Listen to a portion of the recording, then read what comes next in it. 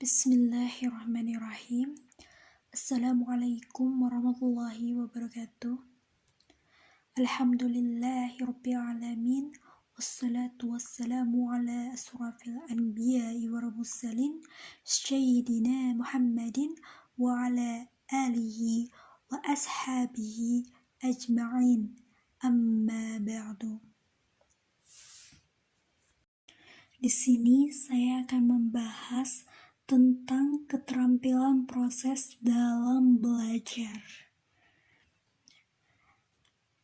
Keterampilan proses dalam mengajar ini dapat membantu siswa untuk lebih paham terhadap materi pelajaran yang mereka pelajari. Lalu, dengan menggunakan keterampilan proses dalam belajar ini, siswa itu dapat berpikir lebih kritis, lebih aktif, dan juga mendorong siswa untuk menemukan konsep-konsep baru. Video ini dibuat untuk memenuhi tugas ulangan tengah semester Strategi Belajar Mengajar yang dosennya diampu oleh Bapak Muhammad Hijrah Msawai MPD. Kita langsung aja ke pembahasannya. Yang pertama yang akan dibahas adalah tentang pengertian keterampilan proses.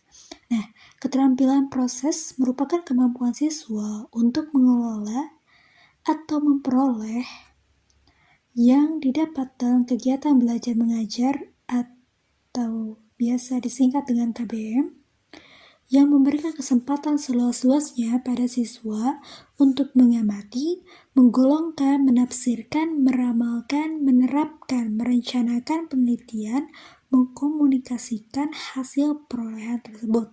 Sedangkan menurut Semiawan dan kawan-kawan dalam buku Nasution 2007, menyatakan bahwa keterampilan proses adalah keterampilan fisik dan mental dengan kemampuan-kemampuan yang mendasar yang dimiliki, dikuasai, dan diaplikasikan dalam suatu kegiatan ilmiah, sehingga para ilmuwan berhasil menemukan sesuatu yang baru. Lalu ada lagi dari Dimyati yang mengatakan bahwa pendekatan keterampilan proses dimaksud untuk mengembangkan kemampuan yang dimiliki oleh siswa, di mana hal tersebut adalah sebagai berikut. Yang pertama, pendekatan keterampilan proses memberikan kepada pengertian yang tepat tentang hakikat ilmu pengetahuan,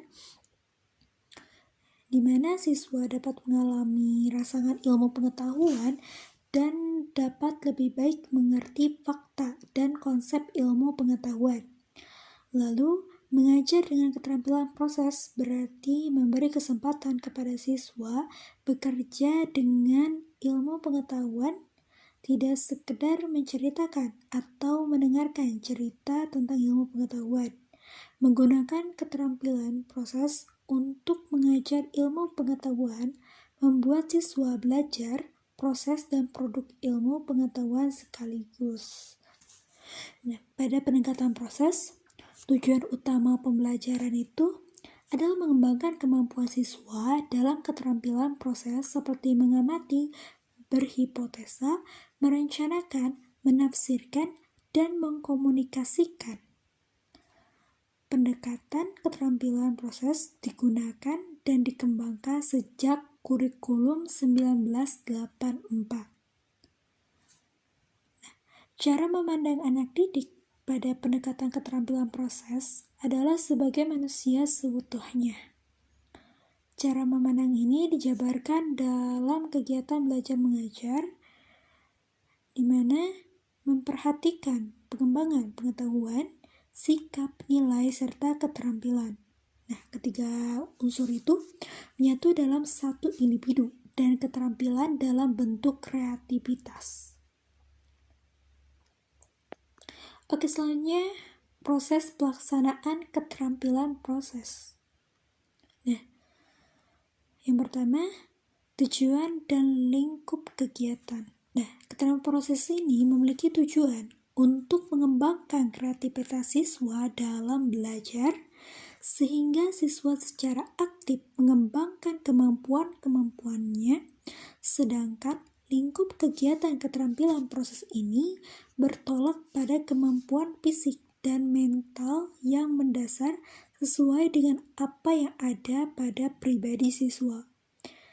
Yang kedua, adanya asas pelaksanaan kegiatan, di mana hal tersebut adalah yang pertama, ada kegiatan harus sesuai dan selalu berpegang pada tujuan kurikulum dan tujuan instruksional pengajaran. Lalu harus berpegang pada siswa. Yang ketiga, siswa harus diberi kesempatan, dorongan, dan penghargaan untuk mengungkapkan perasaan dan pikirannya. Lalu semua pembinaan harus didasarkan pada pengalaman belajar siswa. Selanjutnya, perlu diupayakan agar pembinaan mengarah pada kemampuan siswa untuk mengolah hasil belajarnya. Yang terakhir, guru berpegang pada prinsip Tutwuri Handayani. Oke, kita lanjut. Setelah asas pelaksanaan kegiatan, lalu ada yang ketiga, yaitu bentuk pelaksanaan kegiatan keterampilan proses, di mana bentuk pelaksanaan ini yaitu keterampilan mengobservasi, keterampilan mengklasifikasi, keterampilan menginterpretasi, keterampilan memprediksi, keterampilan membuat hipotesis, lalu keterampilan mengendalikan variabel, selanjutnya ada keterampilan merencanakan, lalu keterampilan menyimpulkan, keterampilan menerapkan atau aplikasi, lalu dan yang terakhir, keterampilan mengkomunikasikan. Selanjutnya, yang keempat ada langkah-langkah pelaksanaan keterampilan proses. Pembahasan tentang langkah-langkah yang pertama adalah langkah pendahuluan, di mana guru memeriksa siswa. Setelah itu, guru membahas tugas-tugas yang diberikan. Lalu, guru mengadakan apersepsi, pengarahan, dan pengantar terhadap tugas yang baru diberikan. Selanjutnya, guru memberikan motivasi untuk memusatkan perhatian siswa terhadap pelajaran yang akan diberikan.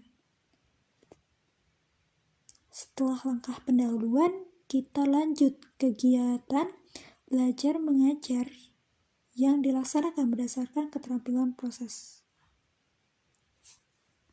Langkah pendahuluan selanjutnya, kegiatan belajar mengajar dilaksanakan berdasarkan keterampilan proses. Setelah itu, guru mengadakan post-test yang bertujuan untuk mengukur seberapa jauh tujuan belajar yang telah dicapai oleh siswa. Nah, setelah mengadakan post-test, lalu menutup kegiatan.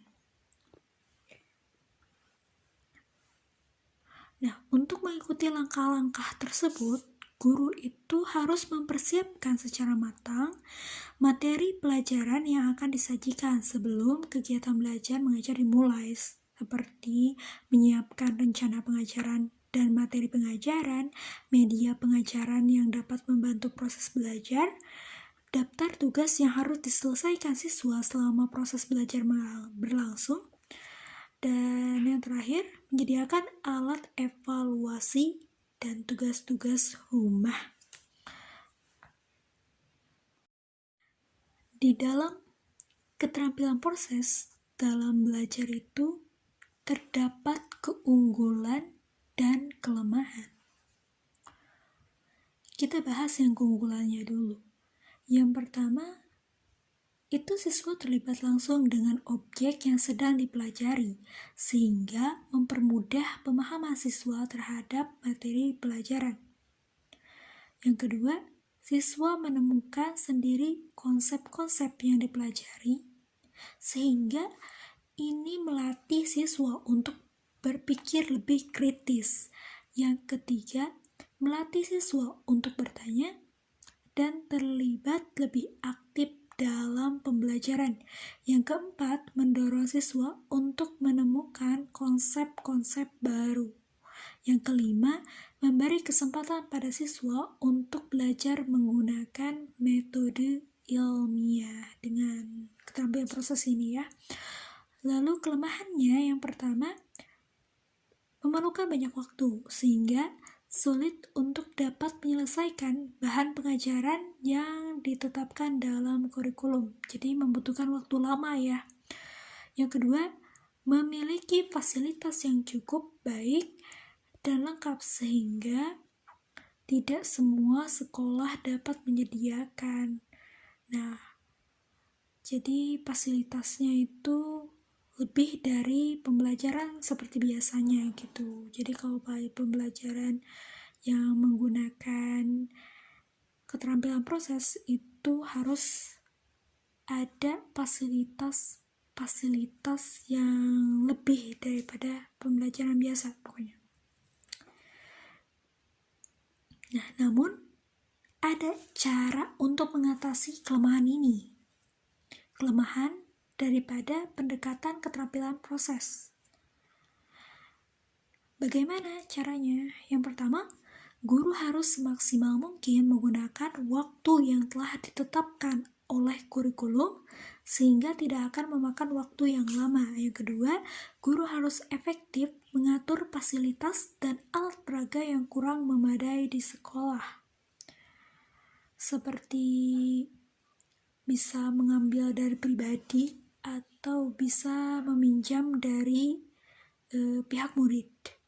Oke, yang ketiga, guru harus kreatif dalam proses pembelajaran agar siswa selalu aktif pada saat pembelajaran berlangsung. Jadi guru nggak selalu diem gitu, tapi dia itu harus kreatif sehingga siswa itu terangsang gitu aktifnya. Oke. Selanjutnya, guru mendorong siswa untuk dapat menyimpulkan suatu masalah, peristiwa berdasarkan fakta, konsep, dan prinsip yang diketahui. Oke. Demikian akhir presentasi dari saya. Semoga bermanfaat untuk kita semua. Dan semoga perkuliahan kita cepat-cepat offline. Terima kasih atas perhatiannya. Kurang lebihnya mohon maaf. Bil taufiq wal hidayah. Wassalamualaikum warahmatullahi